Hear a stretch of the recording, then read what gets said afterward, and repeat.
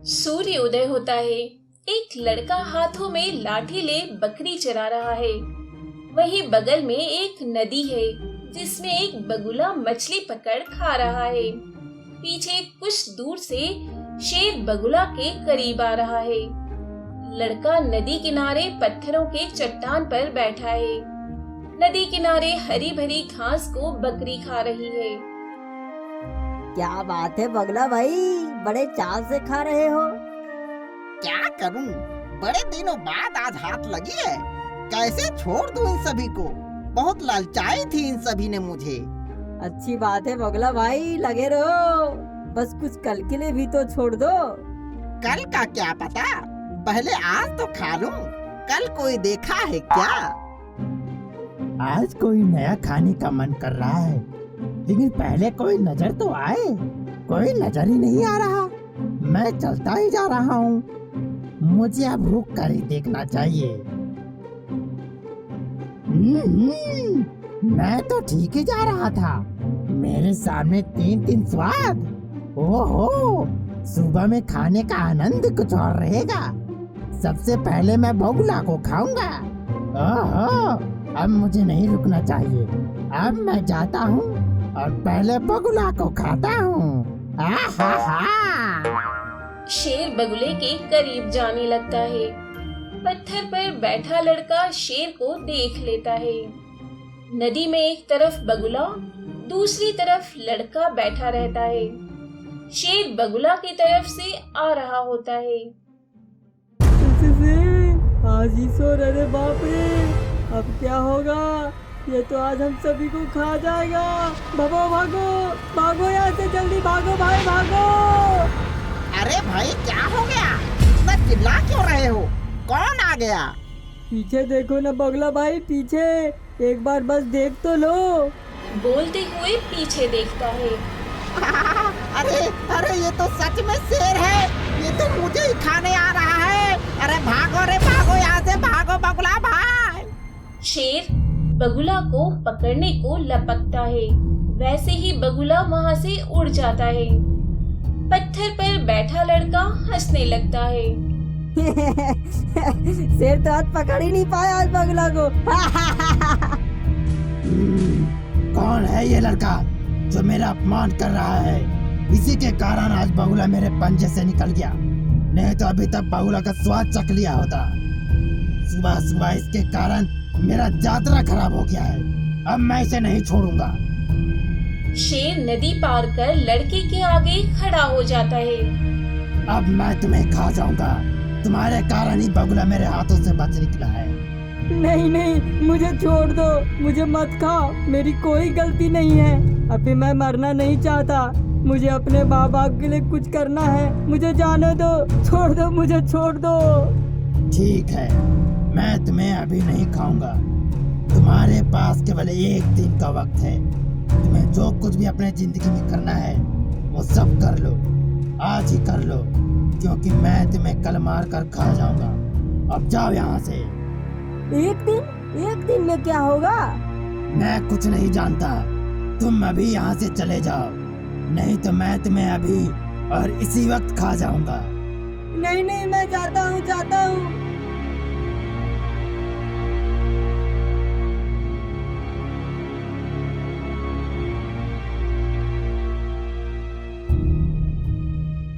Monty बेटा, क्या हो गया मोंटी बेटा? दरवाजा खोलो मोंटी बेटा। आज इतना जल्दी घर आ गए हो। दरवाजा खोलो मोंटी बेटा। देखो ना शांति, ये तो कुछ बोल ही नहीं रहा। अच्छा, मैं देखती हूँ। मोंटी बेटा, दरवाजा खोलो। क्या हो गया है? कुछ तो बोलो बेटा। आज से पहले तो इसने ऐसा कभी कुछ नहीं किया। क्या हो गया है इसे अचानक? मोंटी बेटा, दरवाजा खोलो बेटा। मैं दरवाजा नहीं खोलूंगा, नहीं तो शेर मुझे खा जाएगा। मैं दरवाजा नहीं खोलूंगा, नहीं खोलूंगा। अरे यहाँ कोई शेर नहीं है बेटा, तुम्हें कोई कुछ नहीं करेगा। हाँ बेटा, हम दोनों के रहते हुए तुम्हें कोई छू नहीं सकता। दरवाजा खोलो मोंटी बेटा। ठीक है, खोलता हूँ। क्या हो गया है बेटा? इतने डरे हुए क्यों हो? हाँ हाँ, बताओ क्या बात है? आज से पहले तुम्हें कभी ऐसा नहीं देखा। इतने डरे हुए क्यों हो? मुझे शेर खा जाएगा। मैं अब नदी के तरफ कभी नहीं जाऊंगा। घर से बाहर भी नहीं निकलूंगा मैं। कौन शेर खा जाएगा? बाबा, जब मैं नदी के पास बैठा था, शेर बगुला को पकड़ने के लिए लपकता है, वैसे ही बगुला वहाँ से उड़ जाता है। शेर तो पकड़ ही नहीं पाया बगुला को। कौन है ये लड़का जो मेरा अपमान कर रहा है? बस इसके कारण मेरा यात्रा खराब हो गया है। अब मैं इसे नहीं छोड़ूंगा। अब मैं तुम्हें खा जाऊंगा। तुम्हारे कारण ही बगुला मेरे हाथों से बच निकला है। इसलिए मैं अब नदी के तरफ नहीं जाऊंगा, नहीं तो शेर मुझे खा जाएगा। शेर बोला है, आज तुझे छोड़ देता हूँ, लेकिन कल तुझे मारकर खा जाऊंगा। हम दोनों है ना मोंटी बेटा, तुम्हें कुछ नहीं होगा। कोई शेर वेर यहाँ नहीं आएगा। सुनती हो? जाओ कुछ मोंटी के लिए खाने के लिए लेकर आओ। जी, अभी लेकर आती हूँ। आज मैं अपनी बेटी के लिए हलवा बनाई हूँ। क्या सच में हलवा बनाई हो? ये तो मोंटी का बेहद ही पसंदीदा खाना है। तो फिर देर किस बात की है? जाओ और जल्दी हलवा लेकर आओ। जीजी बस गई और आई। शांति किचन में प्रवेश कर हलवा लेकर मोंटी के पास आती है। ये देखो, गर्मा गर्म हलवा आ गया है। अब फटाफट खा लो। मुझे भूख नहीं लगी है। नहीं बेटा, ऐसे नहीं बोलते। अगर नहीं खाओगी तो हलवा नाराज हो जाएगा ना। चलो, मैं खिलाती हूँ। शांति मोंटी को प्लेट का सारा हलवा खिला देती है। बहुत अच्छे। सुनो, अब तुम यहीं मोंटी के साथ रहना। मैं खेतों से पशुओं के लिए कुछ घास लेकर आता हूँ। अब आप भी नदी तरफ जा रहे हैं क्या जी? नदी के तरफ नहीं, बस बगल के खेतों में जा रहा हूँ। रामू घर से हसुआ लेकर निकलता है। घर के आगे पेड़ के नीचे चबूतरा पर कुछ लोग बैठे हैं। क्या बात है रामू भैया, ये हसुआ लेकर कहाँ जा रहे हो?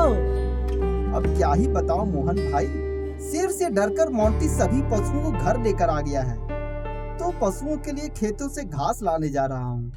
इसीलिए बोलता था मैं, अकेले नदी की तरफ मोंटी को मत भेजा करो। जंगली जानवर अक्सर वहाँ पानी की तलाश में आते रहते हैं। तुम ठीक ही कहते थे भाई, अब से नदी के तरफ कभी नहीं भेजूंगा। शुक्र मनाओ तुम्हारा बेटा शेर के हाथों से बच निकला। किस्मत का तेज लड़का है। सब भगवान की कृपा है भैया। अच्छा, अब चलता हूँ, देर हो रही है। ठीक है, जाओ। कहीं नदी की तरफ तो नहीं जा रहे हो ना? नाना भैया, उधर कौन जाएगा? मैं तो यहीं बगल से घास लाने जा रहा हूँ। ठीक है, जाओ जाओ। रामू चबूतरा पास से खेत पहुँच घास काट घास को लेकर घर आ जाता है। बाहर एक रूम में पशुओं को घास दे देता है। सुनती हो? जल्दी से मेरा फहुरा देना, मुझे काम पर जाना है। हाँ हाँ, अभी आई। ये लीजिए। आप भी ना आज के दिन भी काम के लिए जाएंगे? अरे चिंता मत करो, आज मैं सूर्यास्त से पहले ही घर आ जाऊंगा। बस तुम मोंटी के साथ ही रहना, उसे अकेला मत छोड़ना। बहुत डर गया है लड़का। ठीक है जी, जल्दी आइएगा। अकेले मुझे भी डर लगेगा। डर किस बात की? जाओ और दरवाजा बंद कर लो। शांति घर का दरवाजा बंद कर लेती है। रामू वहाँ से निकल जाता है। सुबह से शाम हो जाती है। फिर रामू काम कर वापस लौट रहा है। शांति कमरे में बैठी है। हाय, सूर्यास्त हो गया है, अभी तक नहीं आई। सुबह ही बोला था मत जाइए, देर हो जाएगी। रामू गेट के पास पहुंचता है। सुनती हो? दरवाजा खोलो। अरे अभी आती हूँ। शांति दरवाजा खोलती है। रामू घर के अंदर आ जाता है, फिर दरवाजा बंद कर देती है। आप देर कर रहे थे तो मुझे घबराहट होने लगी। काम में थोड़ा बहुत देर होती रहती है। चलो, अब मैं आ गया हूँ ना, घबराने की कोई जरूरत नहीं है। आप बैठिए, मैं भोजन लेकर आती हूँ। हाँ हाँ, अभी बैठता हूँ। चलो आ जाओ मोंटी बेटा। शांति भोजन लेकर आती है। ये लीजिए, बिल्कुल गर्म है। आहा, आज तो मजा ही आ गया खाने में। चलो अब सोते हैं। बाबा, मैं अकेला नहीं सोऊंगा, मुझे बहुत डर लग रहा है। हम दोनों भी यहीं तुम्हारे अगल बगल में सोएंगे बेटा, तुम बीच में सो जाओ। एक कमरे में 3 बेड लगाकर मोंटी बीच में सो जाता है और मोंटी के दाएं बाएं रामू और शांति सो जाती हैं। रात का समय है। शेर रामू के घर के आगे खड़ा रहता है। काफी रात हो गई है। अब इस लड़के का समय पूरा हो चुका है। अब मैं इस लड़के को मारकर खा जाऊंगा, लेकिन उसके लिए मुझे दरवाजा तोड़ना होगा। अब देर नहीं करना चाहिए, नहीं तो सुबह हो जाएगी। शेर रामू के घर का दरवाजा तोड़ देता है। मोंटी बीच में सोया हुआ है। शेर मोंटी को खटिया समेत उठाए हुए रास्ते से ले जा रहा है। सुबह हो जाती है। मोंटी की नींद खुलती है। मोंटी अपने आप को खटिया ही पर देखता है। शेर जिस रास्ते से जा रहा है उसी रास्ते में कुछ दूर पर एक पेड़ रहता है जिसकी लता बड़ी बड़ी लटकी है। मोंटी को लता वाला पेड़ दिखाई देता है। हाँ, ये सही रहेगा।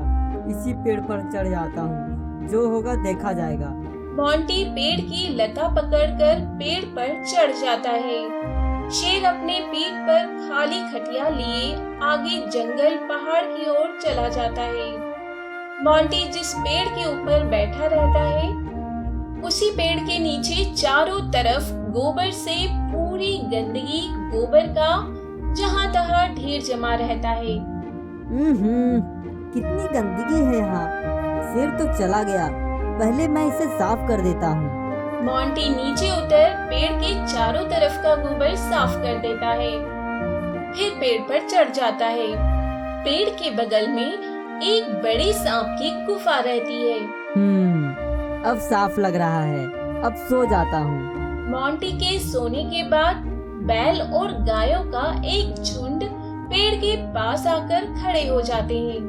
उनमें से गाय और बैल आपस में बात करने लगते हैं। आज ये कुछ अलग दिख रहा है। हाँ, देख रहा हूँ। यहाँ से जाने के वक्त इस पेड़ के चारों तरफ गोबरों का ढेर लगा हुआ था, जो अब नहीं है। इतना साफ हम लोगों के लिए कौन किया होगा? पता करो। जो भी हो, हम उसके कर्जदार हो चुके हैं। देखता हूँ, मेरा मन कहता है वो जो कोई भी होगा वो यही कहीं होगा, क्योंकि वह गंदगी के कारण नहीं रह पाया होगा, कभी साफ सफाई किया होगा, लेकिन है कहाँ? और रहा दिख गया मुझे, पेड़ पे देखो। अरे बाप रे, लग रहा है आज तो मरना निश्चित है मोंटी।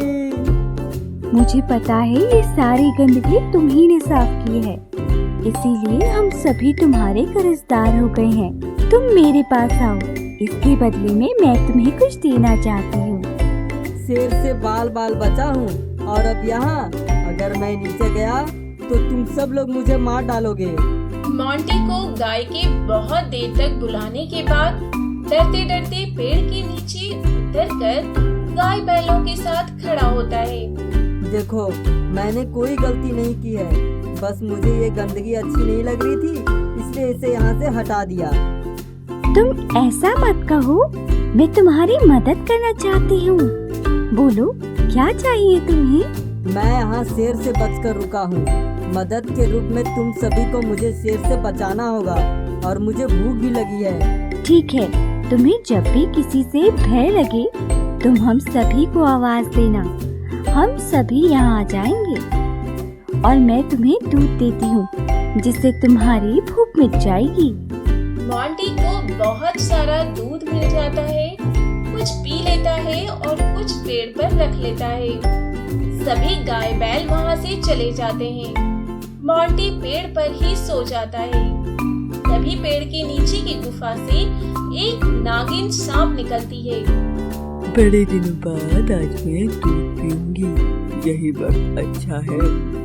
लड़के के सो जाने पर नागिन सांप पेड़ पर चढ़कर सारा दूध पी जाती है। जब नागिन वापस गुफा में घुस रही होती है उसी वक्त लड़के की नींद अचानक खुल जाती है। दूध न दिखने पर उसे अचानक नागिन सांप दिख गई, जिससे डरकर वह गाय और बैलों को वहाँ बुलाता है। सभी गाय बैल पेड़ के पास वापस आ जाते हैं। क्या हुआ जो तुमने हम सभी को बुलाया? सारा दूध उस गुफे की नागिन ने पी ली। मुझे सांपों से बहुत डर लगता है। लड़के के कहने पर गाय बैल गुफा को सींग से घासने लगते हैं। तभी नागिन सांप गुफा से बाहर निकलती है।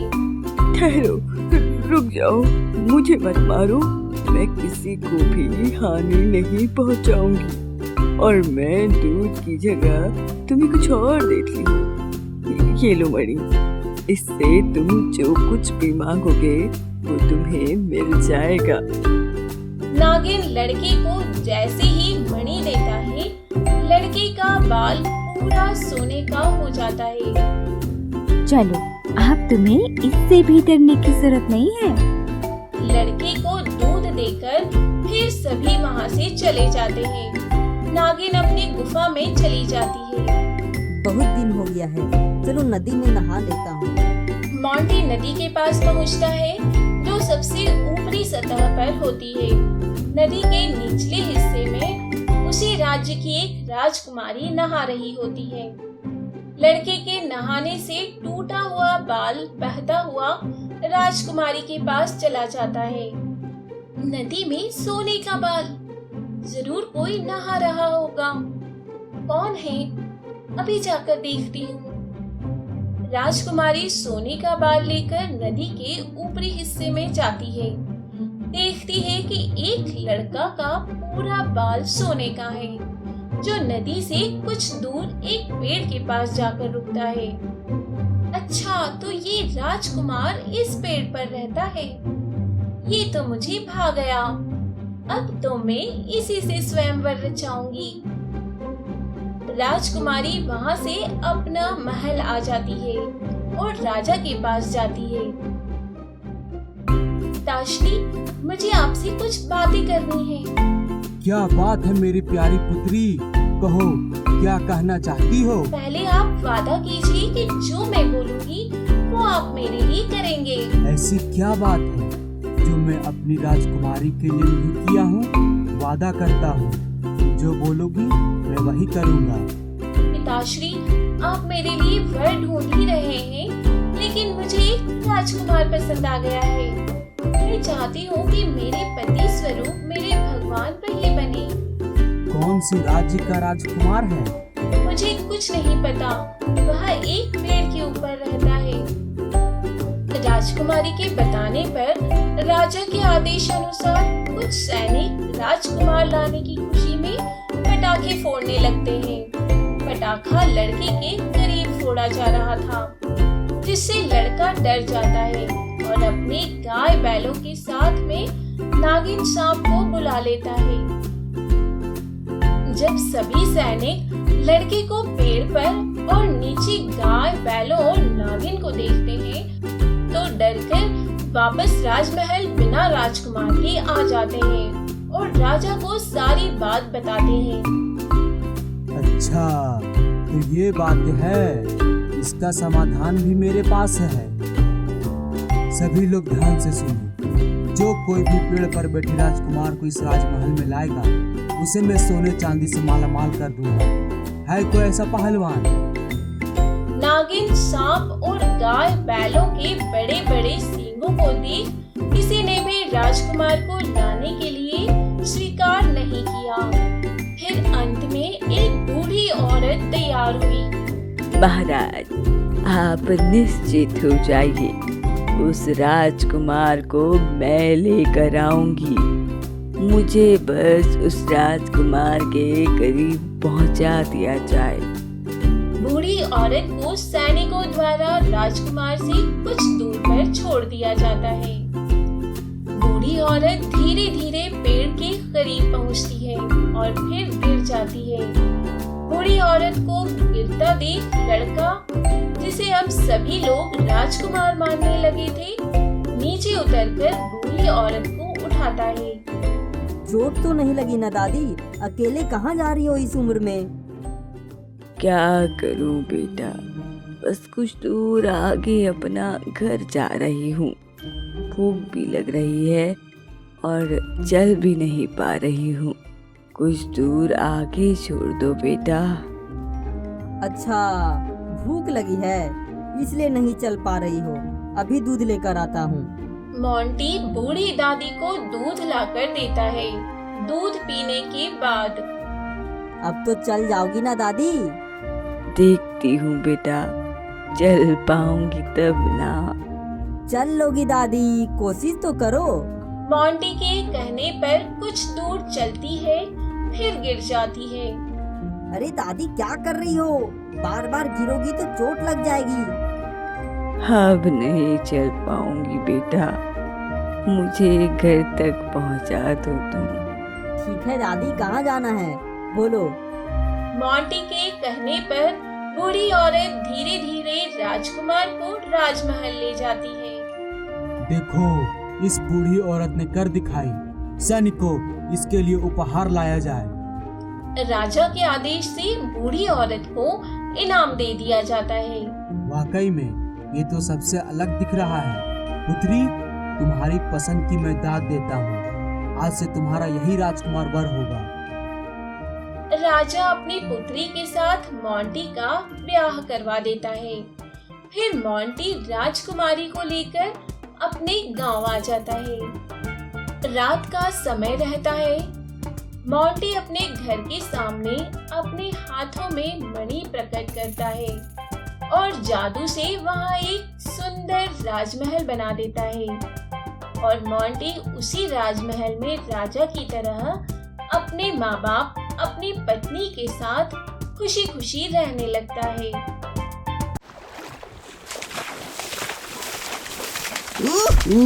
क्या करूं इस पानी का? इसमें इतना ज्यादा पानी है कि मछली नहीं पकड़ पा रहा हूँ। 2 दिन से भूखा हूँ मैं। क्या करूं मैं अब? क्या हो गया बगला भाई, परेशान लग रहे हो? हाँ भाई, क्या करूं मैं अब? इस तालाब में बहुत ज्यादा ही पानी है। मैं 2 दिन से भूखा हूँ, एक भी मछली पकड़ में नहीं आई है। क्यों नहीं पकड़ पाया? तुम तो माहिर हो मछली पकड़ने में, फिर क्यों चिंता कर रहे हो? मुझे लगता है इस तालाब में केवल पानी है, मछली तो नजर ही नहीं आ रहा। अरे नहीं नहीं भाई, इस तालाब में बहुत मछली है, मैं अपनी आँखों से देख रहा हूँ। तो फिर तुम मछली क्यों नहीं पकड़ पा रहे हो? मुझे तो लगता है तुम झूठ बोल रहे हो, इस तालाब में मछली है ही नहीं। मैं सच बोल रहा हूँ भाई, इस तालाब में बहुत सारा मछली है। विश्वास नहीं तो जाल फेंक कर देख लो। मुझे तैरना नहीं आता, कैसे जाल लगाऊं? कैसे मछुआरे हो जो तैरना भी नहीं जानते? मछुआरे होकर बोलते हो जाल कैसे लगाऊं? ये जो तुम बोल रहे हो भाई, ये तुम पर शोभा नहीं दे रहा। तुम ठीक कहते हो बबला भाई, पर मैं वास्तव में एक किसान हूँ। इस जाल को ले आने से मछुआरा थोड़ी ना बन जाऊंगा। किसान हो तो फिर तुम जाल लेकर क्यों आए हो? क्या करूं? 2 साल से बारिश न होने के कारण खेती नहीं हुआ। मेरे राज्य का क्रूर राजा हर महीने अनाज या रुपये कुछ भी कर के रूप में ले जाता है। मुझे शुरू से बताओ किसान भाई। तो सुनो बबला भाई, मैं जहाँ रहता हूँ उस गांव का नाम सोनपुर है, जो राजमहल से इतनी दूरी पर है कि गांव से राजमहल और राजमहल से गांव दोनों दिख जाता है। एक दिन की बात है। सुनो सुनो सुनो, सभी गांव वालों ध्यान से सुनो। पता नहीं अब कौन सी परेशानी आन पड़ी है। राजा के आदेशानुसार मैं राजा का सेनापति आज तुम लोगों से ये कहने आया हूँ कि हमारे महाराज ने तुम सभी को अतःशीघ्र राजमहल बुलाए हैं। अब भगवान ही बचाए इस क्रूर राजा से। यदि कोई व्यक्ति राजमहल में उपस्थित नहीं होता है तो वह राजा का अपराधी कहलाएगा, फिर उसे कोई नहीं बचा सकता। इसे तुम आदेश समझो या धमकी? नहीं नहीं सेनापति जी, हम सभी अभी जाएंगे। महाराज की एक एक वाणी सराखों पर, मृत्यु से किसे भय नहीं लगता। हम सभी आ रहे हैं, आप चलिए। समझदार लगते हो, राजा का ऐसा ही प्रजा होना चाहिए, तुम जैसा। धन्यवाद सेनापति जी। मैं जा रहा हूँ, तुम सभी यथाशीघ्र आओ। तुम सभी पिछले 2 महीने से ना तो अनाज और ना ही रुपये दिए हो। क्या तुम लोगों को मृत्यु से भय नहीं लगता? क्षमा करें महाराज, इससे पहले हम सभी ने आपको बोलने का मौका नहीं दिया। जब तक हमारे घरों में अनाज था, हम सभी ने आपको अनाज दिया, अनाज को बेचकर रुपये दिए। लेकिन अब हमारे घरों में अनाज नहीं है, इसलिए हम सभी आपको कर नहीं दे पा रहे हैं। मैं कुछ नहीं जानता, मुझे बस कर चाहिए। तुम सभी के पास जो कुछ भी है वो सब लेकर आओ। महाराज, घर में कुछ भी नहीं है आपको देने के लिए। अगर तुम सभी कुछ दे नहीं सकते तो तुम सभी को जीने का कोई अधिकार नहीं है। महाराज, इन सभी को मृत्यु दंड देने से पहले सोच लीजिए कि वास्तव में हमें कोई लाभ होगा। अगर इन सभी को मार दे तो वैसे भी बारिश का मौसम आने वाला है, अनाज तो उपज होगा ही, उसी वक्त सूद समेत सब ले लेंगे। तुम ठीक ही कहते हो। जाओ मेरे प्रजावासियों, मैं तुम सभी को एक मौका और देता हूँ। जाओ और खेती करो, मैं एक ही बार सूद समेत कर लूंगा, इसलिए आवश्यकता से अधिक उपज करना। जाओ। राजा के आदेशानुसार सभी गांववासी अपने अपने घर चले जाते हैं। देखो भाई लोग, इस बार हम सभी को अत्यधिक अनाज उपज करना होगा, अन्यथा खाने को भी तरस जाएंगे हम लोग। लेकिन उपज के लिए उतना जमीन भी तो होना चाहिए जो हम लोगों के पास नहीं है। हाँ, तुम ठीक कहते हो, लेकिन इस समस्या से निकलने के लिए कुछ तो कारण होगा। सब समाधान हो जाएगा। काफी रात हो गई है, चलो अब सोते हैं। सभी लोग सो जाते हैं।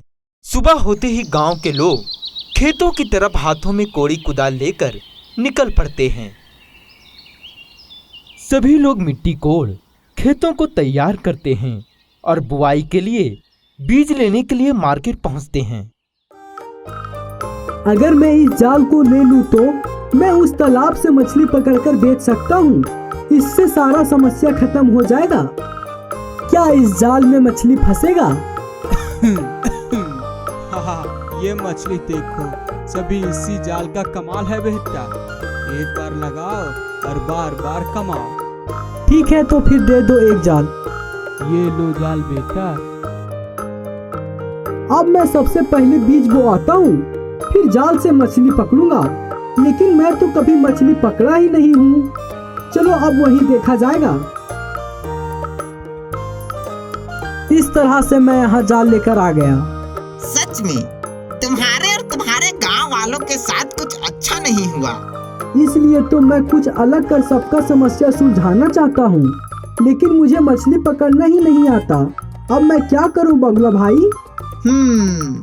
तो ऐसी बात है, मैं तुम्हारी मदद करने के लिए तो तैयार हूँ, पर एक शर्त पर। अगर तुम मुझे खाने के लिए मछली दोगे। हाँ हाँ बगुला भाई, जरूर दूंगा। मेहनत का फल हर किसी को मिलता है। ठीक है, तो फिर तुम मुझे ये जाल का एक छोर पकड़ा दो। मैं इसे इस ओर से उस ओर ले जाऊंगा, फिर इसमें मछली फंस जाएगी। बगुला जाल का एक छोर पकड़कर पानी के चारों तरफ जाल फैला देता है। कुछ देर बाद जाल में अच्छा खासा मछली फंस जाता है। अरे बगुला भाई, जाल में तो मछली फंस गया है।